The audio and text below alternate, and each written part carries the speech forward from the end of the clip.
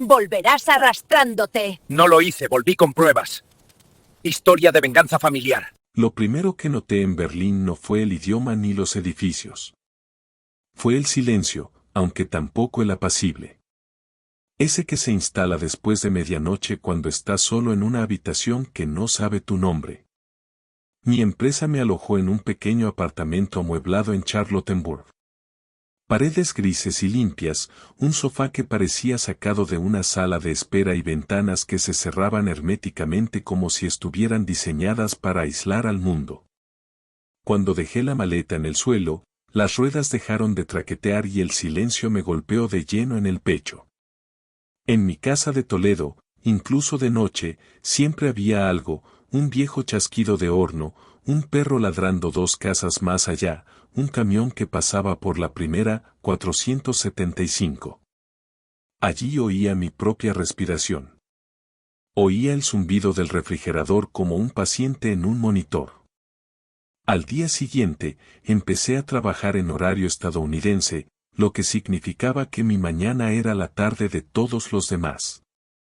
Me senté en un pequeño escritorio junto a la ventana con una taza de café amargo y una hoja de cálculo llena de rutas de envío y números de contenedor. El trabajo era justo lo que se me había dado bien durante 35 años, desenredar el caos sin alzar la voz. A algunos les encanta la logística porque es un rompecabezas y presión. A mí me encantaba porque tenía sentido. No se puede hablar de un contenedor perdido. Se encuentra el hueco. Se sigue el papel. Se arregla lo que está roto. Me dije a mí misma que mi matrimonio podía manejarse de la misma manera. Eso duró unos 4 días. La quinta noche, caminé por la manzana hasta un supermercado porque había comido demasiadas comidas congeladas y mi estómago empezaba a sentirse como si estuviera forrado de cartón. Encontré un lugar que me recordó a un Kroger, si Kroger fuera más tranquilo, y todos se movían como si tuvieran un lugar importante que visitar. Me paré frente a una hilera de vasos de yogur, entrecerrando los ojos al leer palabras que bien podrían haber sido impresas bajo el agua. Una mujer a mi lado, mayor, de pelo canoso y zapatos cómodos, me observó forcejear un momento, luego señaló un vaso y dijo algo en alemán que no entendí. Sonrió de todos modos. Gracias, dije, porque era lo único que podía ofrecer. Regresé a mi apartamento con una bolsa que esperaba que contuviera comida normal y no pescado encurtido. El aire olía a lluvia y diésel. Un tren retumbaba en algún lugar subterráneo. Por un segundo, me sentí casi estable. Entonces vibró mi teléfono. Sharon. Miré su nombre como si fuera una advertencia. Cuando respondí, su rostro llenó la pantalla. El pelo pintado de labios. Perfecto. La casa detrás de ella parecía más cálida de lo que debía. Bueno, dijo, alargando la palabra. Mírate, señor internacional. Es trabajo, dije. Se rió. Claro. Crisis de la mediana edad con pasaporte. No reaccioné. Había aprendido hace mucho tiempo que si le daba una chispa, encendería un fuego. Necesito que firmes algo. Siguió cambiando de tono como si estuviera accionando un interruptor. ¿Qué es? Solo papeleo, dijo. Para un pequeño proyecto. No lo conviertas en algo grande. ¿Qué proyecto? Puso los ojos en blanco.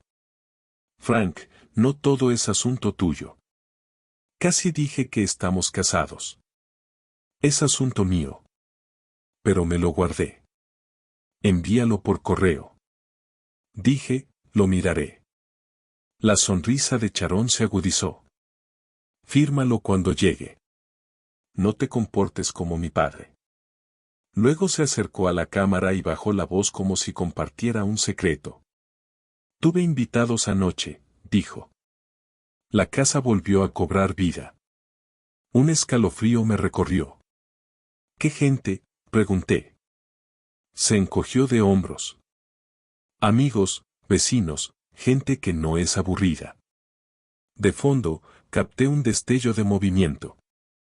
Alguien pasaba por la puerta riendo. En mi casa. La llamada terminó y me quedé mirando mi reflejo en la pantalla negra del teléfono. Durante un largo minuto, solo oí los latidos de mi corazón y el tenue y lejano rumor de la ciudad. Me dije a mí mismo que no me desespere. No supongas. No reacciones. Regla logística número 1, no te asustes hasta tener los datos. Así que revisé los datos. Abrí la app del banco esperando quizás ir al supermercado o cenar fuera. En cambio, vi la compra de un sofá nuevo, una cantidad considerable. Luego, un cargo en una tienda de artículos para el hogar que no reconocí. Luego, una reserva de hotel. Luego, la que me dejó la boca seca. Un retiro tan grande que los números parecían incorrectos a primera vista. Parpadeé y lo volví a leer. Mi pulgar se cernía sobre la pantalla. Casi podía oír la voz de Earl desde la barbacoa. ¿Quieres que diga algo? No llamé a Sharon. Todavía no. Llamé a Earl. Contestó al segundo timbre. Frank, ¿tienes un minuto?, pregunté, manteniendo la voz firme. Siempre. Le conté sobre la llamada, sobre la gente en mi casa, sobre el dinero. Earl exhaló lentamente. ¿Quieres que pase en coche?, preguntó. No, dije rápidamente, luego más suave. Quizás. No lo sé, dijo Frank Earl, y su voz tenía esa calma de un sindicato, de esas en las que confías en una crisis. Tienes que protegerte. ¿Me oyes? Te oigo.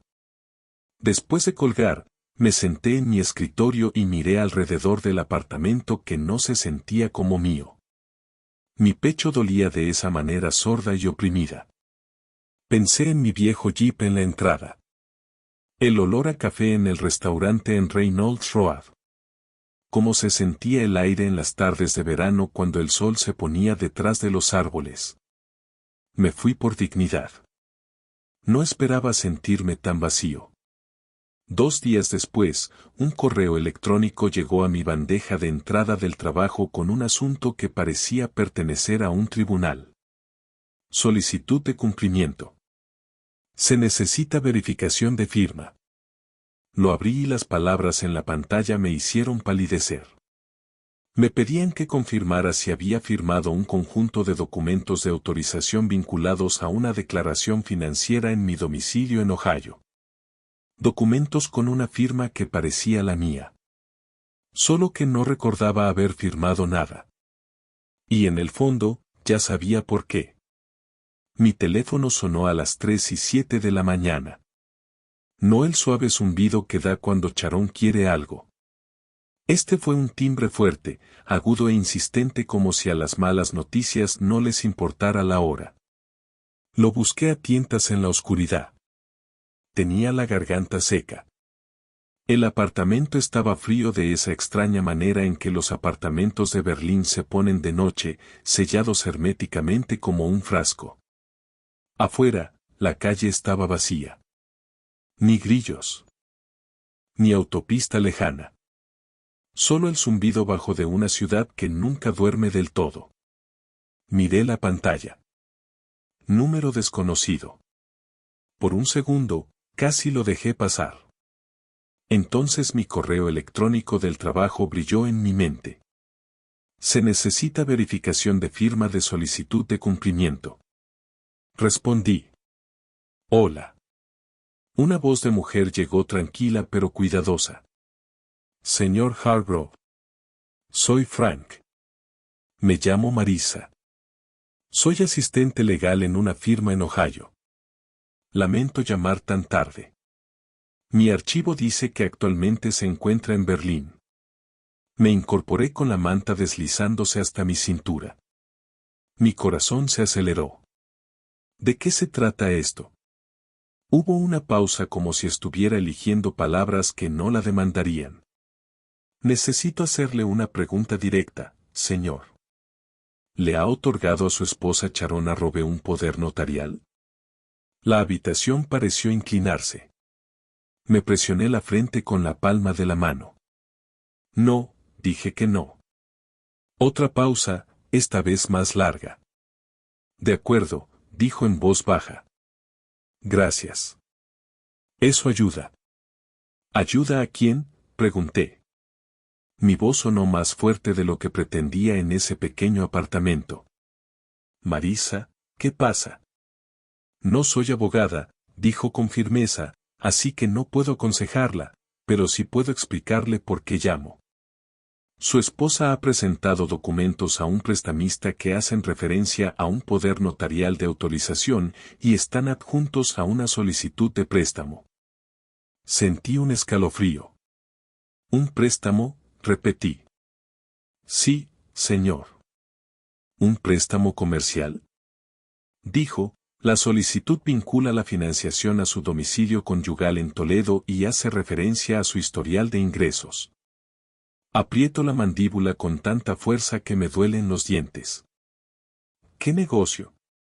Marisa dudó un momento y luego dijo, una pequeña empresa importadora, de tamaño boutique, según los materiales. Menciona aprovechar la red logística y las relaciones en el sector del señor Hargrove. Por un segundo, no pude hablar. No era solo dinero. Ni siquiera era la casa. Era mi nombre, mi reputación, mi trabajo, lo único que había construido con mis propias manos en décadas de hacer lo correcto. Incluso cuando nadie me aplaudía. Así que está usando mi carrera como un vale, dije, y la amargura me sorprendió. Marisa no reaccionó al tono. Se mantuvo profesional. Sr. desconozco su matrimonio y no estoy aquí para juzgarlo. Solo necesitaba verificar si autorizó estos documentos a sabiendas. No lo hice, dije. Me temblaba la voz. No firmé nada. Entendido, dijo. Lo anotaré en el expediente. Espere, dije rápidamente. ¿Quién es el prestamista? ¿Con qué firma trabaja? ¿Por qué está involucrado? Trabajo para un abogado que está revisando la documentación de un asunto relacionado, dijo con cautela. Puedo darte el nombre del bufete, pero no puedo enviarte nada sin la debida autorización. Solté un suspiro con sabor a pánico. En mi cabeza, ya podía ver la cara de Charón en esa videollamada, sonriendo con suficiencia, llamándolo un pequeño proyecto. Podía oír su voz en mi cocina. Volverás arrastrándote. Marisa, dije, obligándome a bajar el ritmo. ¿Crees que la firma es falsa? No puedo afirmarlo, respondió. Pero sí puedo decir que la firma no parece coherente con el ejemplo proporcionado en los registros del prestamista. Por eso se hacen preguntas. El refrigerador zumbaba. A lo lejos, una sirena sonó una vez y luego desapareció. Quería tirar el teléfono.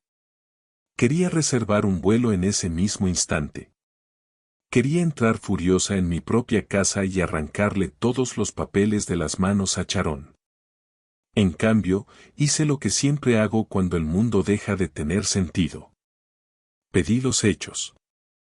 ¿Puede enviarme por correo electrónico la información de contacto de su empresa?, pregunté. Sí, dijo Marisa. A la dirección desde la que llama. De acuerdo. De acuerdo, dijo. Y, señor Hargrove, lo siento. Sé que es mucho. La llamada terminó. Me quedé sentado en la oscuridad, sosteniendo el teléfono como si pesara 23 kilos. Hay una clase de ira ardiente y ruidosa. La que se ve en las películas, donde un hombre rompe una lámpara y grita en la noche. Esto no era eso. Era una ira fría. La que te estrecha la vista y te agudiza los pensamientos. Me levanté y me acerqué a la ventana. Las farolas de Berlín proyectaban líneas pálidas sobre la acera. Un autobús se detuvo con un silbido en algún lugar, las puertas se abrían y cerraban como un suspiro. Podía oler la lluvia a través del sello roto del marco de la ventana. Pensé en Charón en mi casa, en mi sofá, en mi cocina, en mis facturas, en mi nombre, riendo con la gente mientras intentaba construir una vida sobre una mentira. Entonces pensé en qué pasaría si esa mentira se hiciera oficial. En logística, si un documento está mal, todo el envío puede ser retenido. Si lo ignoras, no solo pierdes dinero, sino también confianza. Y la confianza es lo más difícil de recuperar una vez perdida. No volví a dormirme. Ni siquiera lo intenté. Cuando mi jornada laboral empezó más tarde, me desplacé por las reuniones como si estuviera bajo el agua. Respondí preguntas sobre puertos y tiempos de tránsito. Solucioné un problema de aduanas con un proveedor en Michigan. Mis manos hicieron el trabajo automáticamente, pero mi mente se quedó en Toledo, en la encimera de mi cocina, escuchando la voz de Charón. Al mediodía, hora de Berlín, salí de la oficina y llamé a Rick Lawson, un expatriado estadounidense con el que había estado trabajando sobre el terreno. Rick tenía poco más de 50 años, era muy agudo, se había divorciado 2 veces y era alérgico a las excusas. Respondió con su habitual saludo brusco. ¿Estás vivo, Frank? Apenas, dije. Le hablé del correo electrónico de cumplimiento, de las alertas bancarias y luego de la llamada de las 3 de la mañana. Rick no hizo ningún gesto de compasión. Simplemente escuchó. Cuando terminé, dijo, está jugando con tu vida. Sigo pensando que hay un malentendido. Admití que quizás solo sea Frank. Rick interrumpió con cierta amabilidad. He estado casado con 2 mujeres que podían sonreír mientras te robaban la cartera. Esto no es un malentendido. Es un plan. Se me encogió el estómago. Si lo detengo ahora, está acabada. Debería haberlo pensado, dijo Rick. Pero la cuestión es la siguiente, si no lo detienes, puede que estés acabado. Tu nombre está en juego. Esa última parte me impactó porque era verdad. Le di las gracias y colgué. Me sudaban las manos. Busqué un abogado de derecho familiar en Toledo, alguien de la zona, alguien que entendiera los tribunales de Ohio y no hablara como un robot. Earl había mencionado un nombre una vez, y después de unas cuantas llamadas, conseguí una cita con Kendra Hull. Kendra me conoció por videollamada. Tenía unos 40 años, pelo corto, gafas de leer, era muy directa. Detrás de ella, vi certificados enmarcados y una foto suya con un Golden Retriever que parecía más feliz que nadie en mi matrimonio. El señor Arrobe. Me dijo, cuéntame qué pasa. Empieza por la barbacoa si es necesario. Así que lo hice. Se lo conté todo, y cuanto más hablaba, más me parecía ridículo, como si estuviera describiendo la vida de otra persona. Cuando terminé, Kendra asintió. De acuerdo, dijo. Aquí tienes la versión simple. Me acerqué más a la pantalla. Si tu esposa usa tu identidad, tu historial de ingresos o documentos falsos para obtener financiación, dijo, estás en riesgo. No porque lo hayas hecho, sino porque tienes contactos. Si el prestamista cree que lo autorizaste, o si tu silencio lo permite, tu nombre podría verse involucrado en el lío. No firmé nada de lo que dije. Lo entiendo, respondió Kendra. Pero tenemos que demostrarlo. Y tienes que actuar como un hombre que se protege, no como un hombre que intenta ser amable.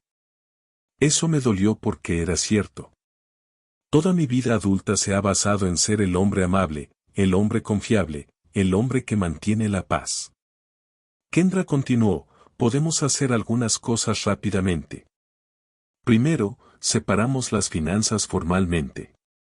Segundo, documentamos todo, cada alerta, cada correo electrónico, cada conversación. 3. Notificamos al prestamista si es necesario. Pero hizo una pausa. Hay una decisión estratégica aquí. ¿Qué decisión?, pregunté, aunque ya la presentía. A veces, decía, el resultado más limpio y satisfactorio es dejar que alguien siga caminando mientras está seguro de que tiene razón hasta que la verdad lo alcance en una sala llena de testigos. Se me secó la boca. Kendra me sostuvo la mirada a través de la cámara. No te estoy diciendo que me pongas una trampa. Te digo que dejes de rescatar a alguien que te está dejando en ridículo. Por un momento, no pude responder porque mi mente retrocedió no a la crueldad de Sharon, sino a las partes más tiernas, su risa de hace 20 años en un restaurante, como me agarró del brazo en el funeral de mi madre. Las noches que nos sentábamos en el sofá viendo películas antiguas como si la vida fuera sencilla. Entonces recordé su expresión en aquella barbacoa, el desprecio, la certeza de que siempre me lo tragaría. Bajé la mirada a mis manos. Ahora estaban firmes. No quiero destruirla, dije en voz baja. La voz de Kendra se suavizó un poco. Entonces no lo hagas, pero no dejes que te destruya a ti. Después de la llamada, abrí un correo electrónico en blanco dirigido al contacto del prestamista que Marisa me había mencionado. Mis dedos se cernieron sobre el teclado. Podía escribir 2 frases y cerrarlo todo. Escribí la primera línea. Entonces me detuve. Me quedé mirando la pantalla hasta que me ardieron los ojos. Al final, lo guardé como borrador. No enviado, todavía no. Porque algo dentro de mí, algo más antiguo que el miedo, quería que Sharon se defendiera plenamente de sus decisiones, públicamente, con la misma confianza que tuvo cuando me dijo que volvería arrastrándome. Cerré la laptop, respiré hondo y me hice una promesa. Estaría tranquila. Actuaría legalmente. Estaría lista. Y dejaría que la cuerda se tensara lo suficiente para que la verdad se tensara sola. Me dije a mí misma que los correos electrónicos sin olor eran una red de seguridad, no un arma. Pero una vez que decides dejar de rescatar a alguien, empiezas a darte cuenta de la frecuencia con la que lo has estado haciendo. Sharon me envió un mensaje a la mañana siguiente como si nada hubiera pasado. Buenos días, cariño. ¿Recibiste el papeleo? Fírmalo cuando llegue. Hoy estoy ocupada. Fuera de mi ventana de Berlín, el cielo estaba gris pizarra. Un autobús silbó en la esquina. Me quedé mirando su mensaje hasta que se me enfrió el café, luego escribí, ¿qué papeleo? Aparecieron 3 puntos, desaparecieron. Entonces su respuesta cayó como una bofetada. No empieces, Frank. Es solo por negocios. Dijiste que querías que hiciera algo con mi vida. No contesté. Abrí una carpeta en mi portátil. Capturas de pantalla, alertas bancarias, el correo de cumplimiento, el contacto de Marisa, las notas de Kendra. Le puse el mismo nombre que a los proyectos de trabajo, a los documentos de Arrobe. Me pareció incorrecto archivar mi matrimonio. También me pareció necesario. Durante mi hora de almuerzo, llamé a Earl Donnelly en Toledo. El familiar traqueteo de su viejo Ford llegó por el teléfono. «Puedo pasarme por tu casa después del trabajo», dijo. «Solo mira», le dije. Sin llamar, sin dramas. 2 horas después, Earl me envió una foto de la entrada. Mi jeep estaba allí, como siempre, junto a una camioneta plateada que no reconocí. Luego, otra foto se encendió dentro de mi casa, con las cortinas abiertas, como si Sharon quisiera que la calle la viera ganar. Sharon llamó esa noche. Solo con voz. «¿Por qué no contestas?», preguntó. «Estoy trabajando», dije. «Siempre estás trabajando», espetó. «Mientras tanto, yo lo hago todo aquí». «¿Qué es todo?», pregunté con calma a propósito. Una pausa. Empezando algo real, dijo. Y te estás comportando como mi enemigo. Recibí un correo electrónico de cumplimiento, le dije. Quieren que verifique las firmas vinculadas a nuestra dirección. Silencio, denso, sospechoso. Es normal, dijo finalmente. Demasiado rápido, demasiado suave. ¿Firmaste con mi nombre?, pregunté. Estás siendo dramático, dijo. Soy tu esposa. Lo compartimos todo. No compartimos mi firma, dije. Su tono se volvió dulce, como suele ser justo antes de girar el cuchillo. Frank, dijo en voz baja. No hagas esto desde allá. No me hagas la mala. No lo hice, dije. Tú sí. La línea se cortó. Después de eso, el sueño se convirtió en una serie de breves derrotas. 10 minutos aquí, 20 minutos allá. Me despertaba con el corazón latiendo como si hubiera incumplido una fecha límite de envío. En el trabajo, soluciono problemas portuarios y retenciones en la aduana mientras mi mente repasaba la sonrisa de Charón en la barbacoa. Rick Lawson fue el primero en notarlo. Pareces haber estado viviendo a base de café del aeropuerto y malas decisiones, dijo. Casi, murmuré. Le hablé de la pregunta sobre la falsificación de firma y las alertas bancarias. Rick no se inmutó. Está usando tu nombre como si fuera una tarjeta de crédito, dijo. Deja de permitírselo. Esa tarde, tuve otra llamada con Kendra Holt. Sin rodeos, sin compasión, solo pasos. Separamos las finanzas legalmente, dijo. Cuentas nuevas, transfiere tu depósito, pon notas de doble autorización en la cuenta conjunta, documenta todo, y no discutas con ella sobre él. Teléfono. Explotará, dije. La mirada de Kendra permaneció firme. Déjala. La ira no es prueba. Los registros sí. Hice exactamente lo que dijo Kendra. Fue como apretar tornillos en una máquina que no querías admitir que fallaba. Los mensajes de Charón empezaron a llegar en oleadas. Así que esto es lo que haces, controlarme desde Europa. Entonces supe que te volverías contra mí. Los hombres siempre lo hacen cuando las mujeres intentan triunfar. Y luego, más suave, casi convincente. Frank, por favor. La casa se siente vacía sin ti. Esa frase me golpeó en el pecho porque sonaba como la Charón que conocía. Entonces recordé la solicitud del préstamo, la firma falsificada, los desconocidos en mi entrada. El vacío no era lo que temía.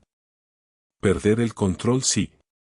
Para el viernes por la mañana, mi cuerpo había dejado de fingir. Mi presión arterial estaba tan alta que una enfermera de la clínica me dijo amablemente que el estrés no era un pasatiempo. De regreso, la ciudad olía a piedra mojada y humo de cigarrillo. Pasé por el escaparate de una panadería, caliente y brillante, con pan que no podía pronunciar. Y me di cuenta de lo lejos que había viajado solo para sentirme respetada.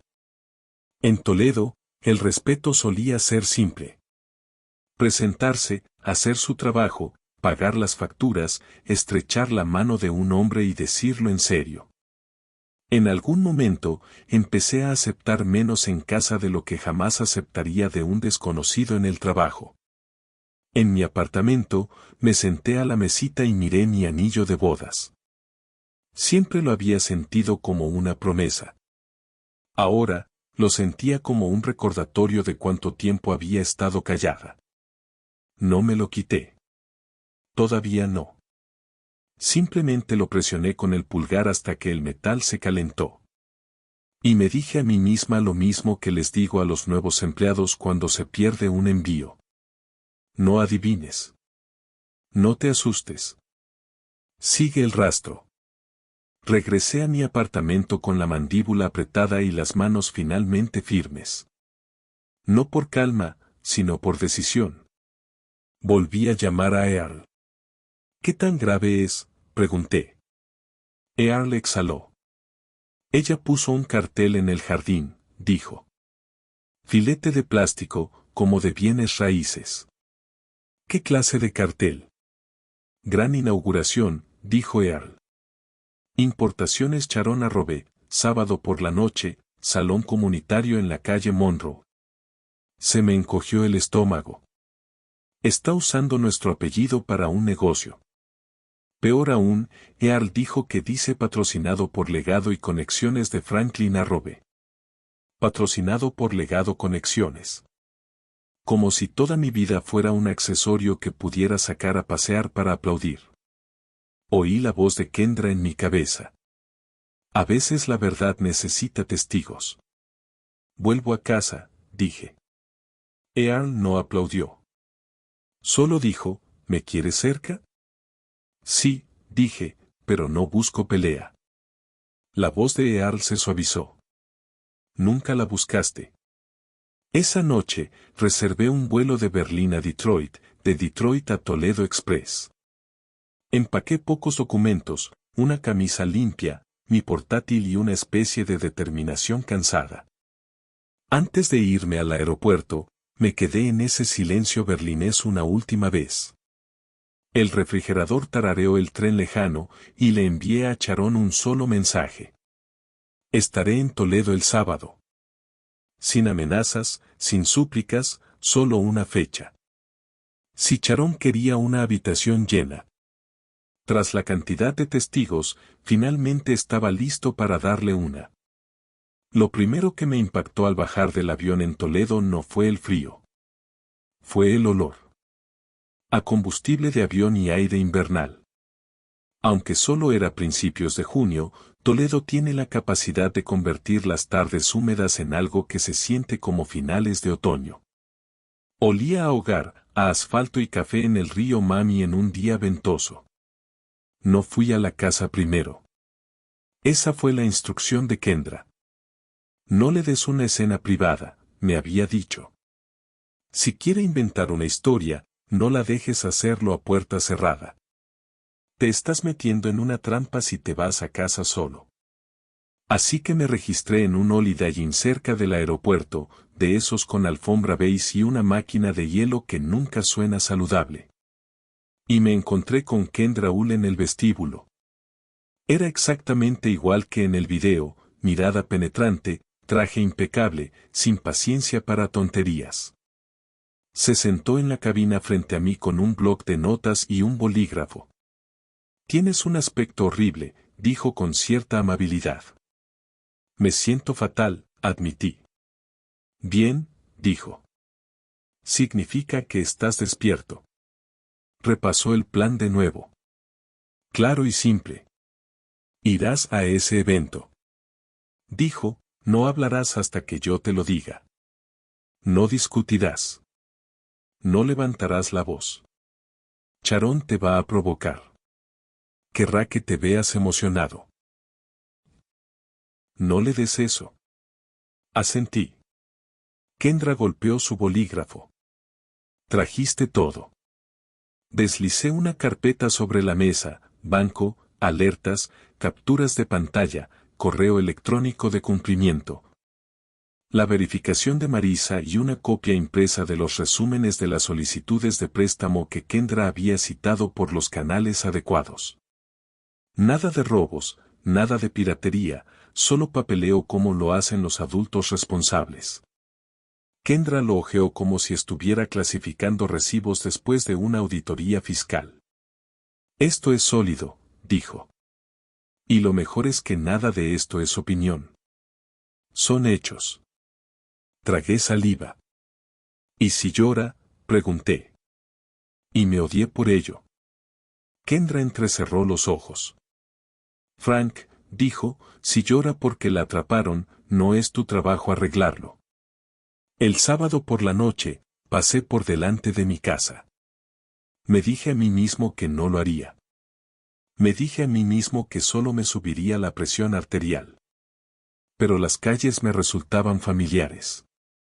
Reynolds Road, los viejos letreros de los restaurantes, las mismas aceras agrietadas, y mis manos giraban el volante sin pedir permiso. Ni el jardín delantero parecía un montaje. Había un letrero en un filete de plástico, como si Earl dijera, Importaciones Charón Arrobé. Gran inauguración esta noche. Debajo, en letras más pequeñas, se leía el legado y las conexiones de Franklin Arrobé. Mi legado, al igual que mis 35 años de trabajo limpio y responsabilidad silenciosa, eran una marca que ella podría estampar en una pancarta. Un coche que no reconocí estaba aparcado en mi entrada, otro aparcado torcido junto a la acera. Por la ventana, vi movimiento, gente dentro de mi sala de estar riendo. Seguí conduciendo, no por miedo, sino porque Kendra tenía razón. La escena privada era donde Charón ganaría. Lloraba, culpaba, se retorcía, y yo me quedaba allí de pie, exhausto, intentando explicarme como un adolescente al que pillan sin pasar el toque de queda. En cambio, giré hacia la calle Monroe. El salón comunitario de Toledo era el tipo de lugar en el que habías estado cientos de veces y crecías por aquí. Luces fluorescentes, sillas plegables, un escenario que había visto fiestas de jubilación y bazares de iglesias, y un aparcamiento lleno de coches sensatos. Cuando entré, me senté un momento con ambas manos en el volante. Escuché mi propia respiración. Saboreé. Café rancio de avión en la garganta. Volverás arrastrándote. No me arrastraba, pero temblaba. No de miedo, sino como la última protesta del cuerpo antes de que la mente tome el control. La camioneta de Earl se detuvo a mi lado. Salió despacio, como quien se enfrenta a la intemperie. ¿Listo?, preguntó. Como nunca lo estaré, dije. Me miró a la cara. ¿Me quieres cerca? Solo cerca, dije. Si empiezo a hacer alguna estupidez, recuérdame que tengo 58 años. Earl esbozó una leve sonrisa. Te recordaré que tienes 60, corrigió. Dentro del pasillo, el olor me impactó. Primero, café barato con perfume, grandes urnas de metal y guisos para compartir. Alguien había colocado cubos de queso y galletas en una mesa plegable. Una pancarta colgaba sobre el escenario con el nombre del negocio de Charón en letras grandes.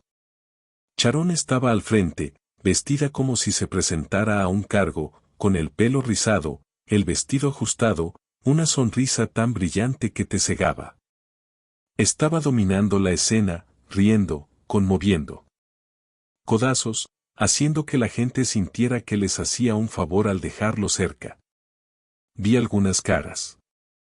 Reconocí a vecinos, a un par de personas de la iglesia, al primo de alguien que siempre atendía la sala, y se me encogió el estómago. Dos hombres que conocía de mi sector, tipos con los que había tratado en licitaciones de envíos, hombres que confían en mi palabra en un contrato porque nunca les había mentido. Los había invitado, había usado mi nombre como cebo. Kendra me recibió cerca del fondo, tranquila como un juez. Vestía un traje azul marino y llevaba una carpeta sencilla como si fuera a una reunión, no a un enfrentamiento público. Recuerda, dijo en voz baja. No estamos aquí para humillarla. Estamos aquí para detener el daño y decir la verdad. Asentí, aunque una parte de mí quería humillación. No fingiré estar por encima de eso. Charón me había estado humillando durante años con pequeñas cosas. Pequeñas risas, pequeños cortes. Esta noche, todos verían el patrón que había estado tragando solo. Charón subió al escenario y golpeó el micrófono. Hola a todos, dijo con voz alegre. Muchas gracias por venir esta noche. Significa mucho para mí. Un aplauso cortés. Su sonrisa se ensanchó. Algunos saben que el año pasado fue duro. No entraré en detalles, pero a veces la vida te obliga a reinventarte. Otro aplauso. Ya podía sentirla construyendo la historia. Sharon, la víctima. Sharon, la luchadora. Miró hacia el fondo de la sala como si buscara a alguien. A mí. Cuando sus ojos se posaron en los míos, su sonrisa se desvaneció por medio segundo. Solo una grieta. Luego se recuperó rápidamente. Esta noche, continuó, se trata de nuevos comienzos, de valentía, de no dejar que nadie te diga lo que no puedes hacer. El público aplaudió con más fuerza. Los dos chicos de la industria asintieron como si fuera una inspiración. Sharon se inclinó hacia el micrófono, adoptando una voz casi tierna. Y tengo que agradecer a mi esposo, Frank, dijo.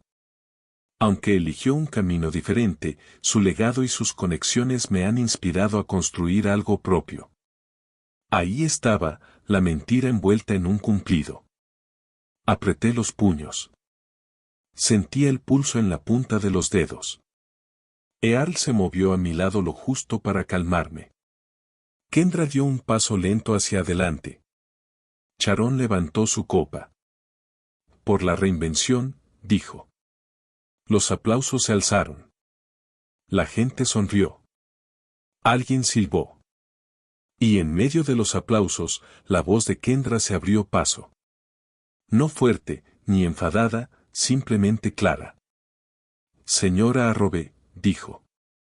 Soy Kendra Holt, abogada del señor Franklin Arroway. La sala no se quedó en silencio de inmediato.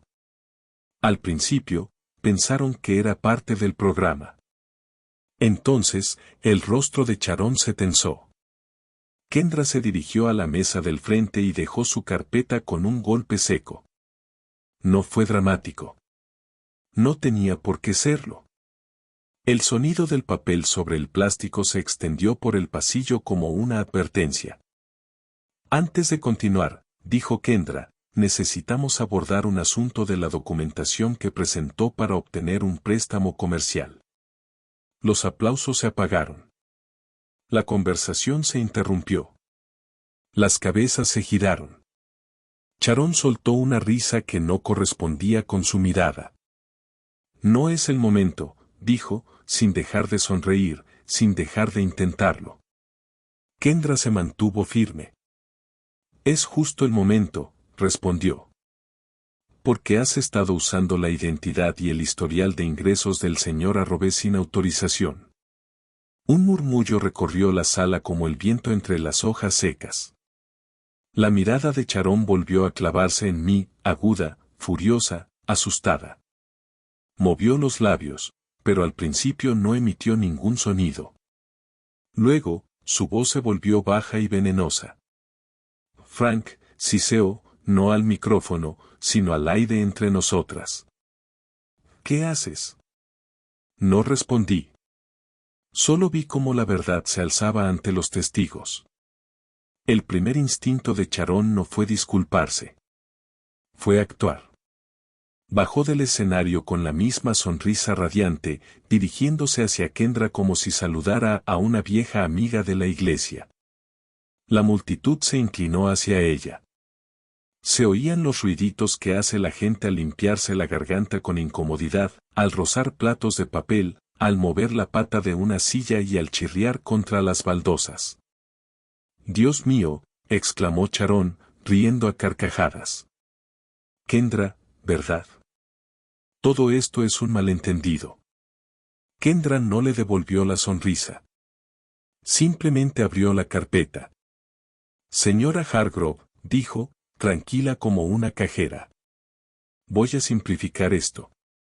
Extendió 3 juegos de papeles sobre la mesa como si estuviera colocando cartas en un juego al que nadie quería jugar.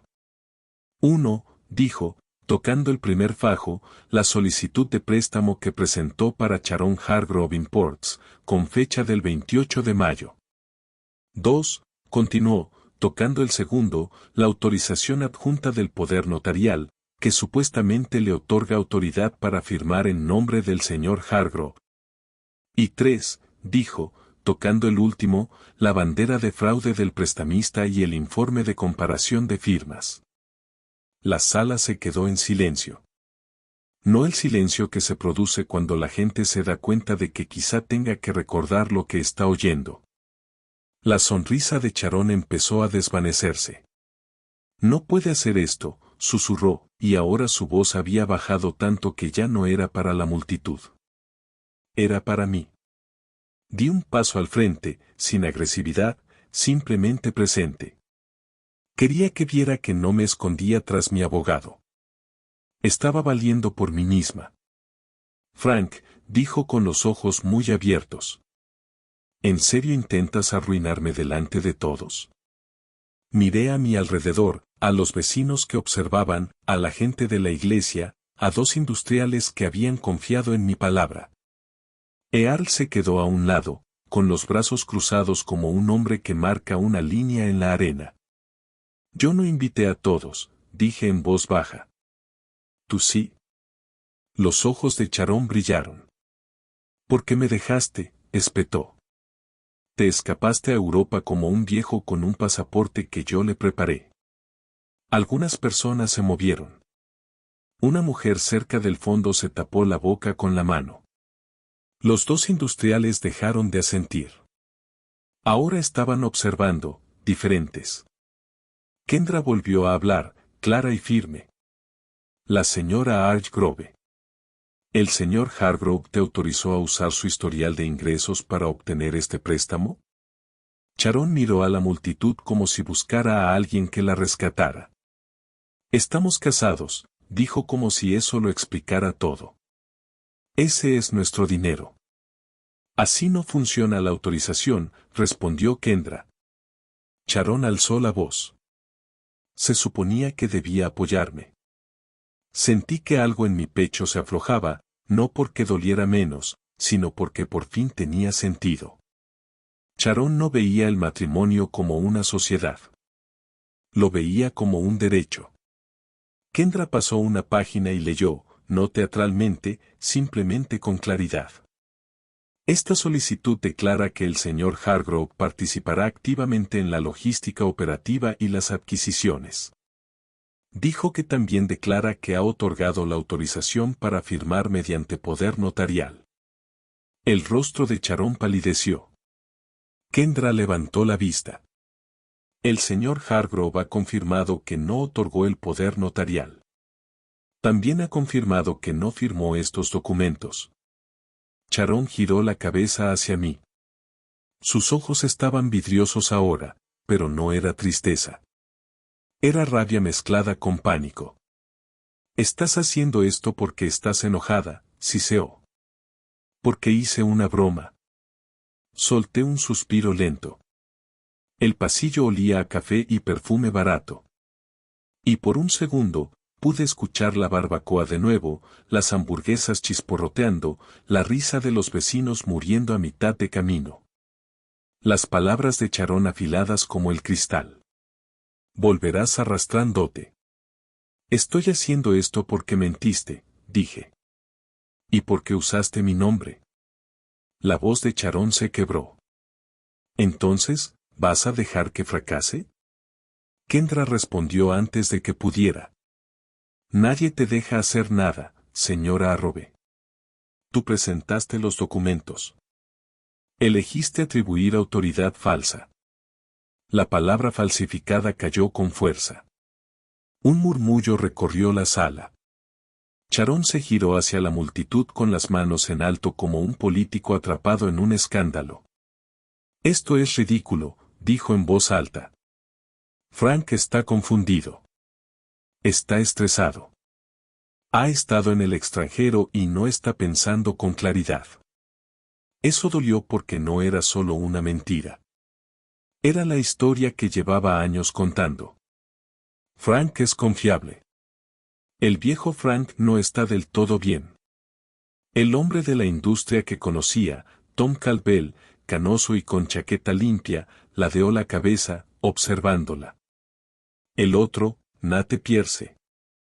Frunció el ceño como si hubiera mordido algo agrio. Kendra se inclinó ligeramente, con la voz aún serena. Señora Hargrove. El informe del prestamista marca su presentación porque la firma no coincide con la muestra conocida del señor Hargrove.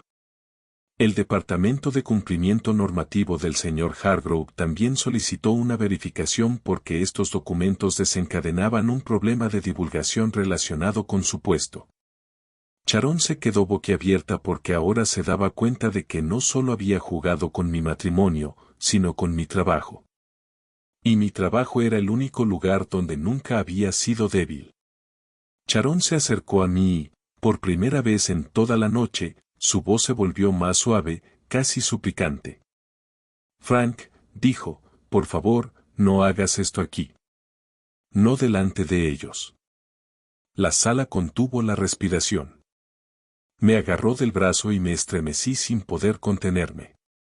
No porque me hubiera hecho daño físicamente, sino porque de repente sentí cuántas veces me habían agarrado. Emocionalmente, me arregló con una sonrisa y un sentimiento de culpa. Los ojos de Sharon se llenaron de lágrimas. Susurró, volverás arrastrándote. Siempre lo haces. Ahí estaba de nuevo. No una amenaza esta vez, sino una convicción. La miré de verdad. Su maquillaje era impecable, pero le temblaban las manos. Su sonrisa se había esfumado. Toda esa confianza que llevaba como un abrigo se le resbalaba de los hombros. Podría haber dicho algo cruel. Podría haberme quedado allí y disfrutarlo. En cambio, oí mi propia voz salir firme, casi triste. Retrocedí arrastrándome una vez que dije, por nosotros. Me disculpo por las cosas que no hice solo para mantener la paz. Los labios de Sharon temblaron. Frank, ya no, dije. Kendra dio un paso adelante con una sola hoja de papel. Señora Arrove, dijo, este es un aviso formal de que el señor Hargrove no autoriza ninguna actividad financiera, registro comercial ni solicitud de préstamo en su nombre ni vinculada a sus ingresos. Este aviso se entregará al prestamista y a las partes pertinentes. Sharon agarró el papel con fuerza. No puede, susurró. Kendra no levantó la voz. No hacía falta. Podemos, y lo hemos hecho. La habitación estaba tan silenciosa ahora que podía oír el aire acondicionado del edificio encendiéndose. Sharon miró a su alrededor de una cara a otra. Las personas a las que había estado sonriendo 10 minutos antes estaban repentinamente ocupadas mirándose los zapatos o las tazas. La mujer que trajo la cazuela la miró como nunca antes. Sharon levantó la barbilla, intentando recuperar el control. Bien, espetó. Bien. Si quieres avergonzarme, adelante. Pero no creas que te saldrás con la tuya. Su voz se alzó de nuevo, aguda y brillante. Todos aquí deberían saber que Frank está haciendo esto por despecho. Me dejó. Me abandonó. Y ahora vuelve para castigarme. Esperé un instante, luego hablé en voz baja, solo claro. No volví para castigarte, dije. Volví para decir la verdad y mantener mi nombre limpio. Tom Quell negó con la cabeza lentamente, casi decepcionado. El rostro de Nate Pierce se endureció. Los dos se apartaron de Sharon como la distancia podía. Protegerlos de que no los asocien con ella. Eso es lo que pasa en una sala pública. No puedes controlar lo que la gente ve una vez que se encienden las luces. Sharon tragó saliva con los ojos brillantes y, por primera vez, vi miedo en su verdadero miedo. No miedo a perderme. Miedo a perder la historia que había construido, donde siempre tenía razón. No me quedé a ver cómo se desmoronaba. Kendra recogió sus papeles, tan tranquila como siempre. Earl se acercó a mí, apoyándome en silencio sin palabras. Mientras caminábamos hacia la salida, la voz de Sharon me siguió, tensa y desesperada. Te arrepentirás de esto, gritó. Volverás. Volverás. Me detuve en la puerta. Las luces fluorescentes zumbaban en el techo. El aire fresco del exterior me rozó la cara. Me giré lo justo para que me viera. Sharon, dije, suave pero firme. Lo único que lamento es haber esperado tanto para levantarme. Entonces salí. El estacionamiento estaba oscuro y húmedo. Mi aliento salió en una nube blanca. A lo lejos, se oyó un portazo. La vida seguía su curso, como siempre. Earl me miró al llegar a su camioneta. ¿Estás bien? Respiré hondo y sentí algo que no había sentido en meses. Espacio. Sí, dije con voz ronca. Creo que sí.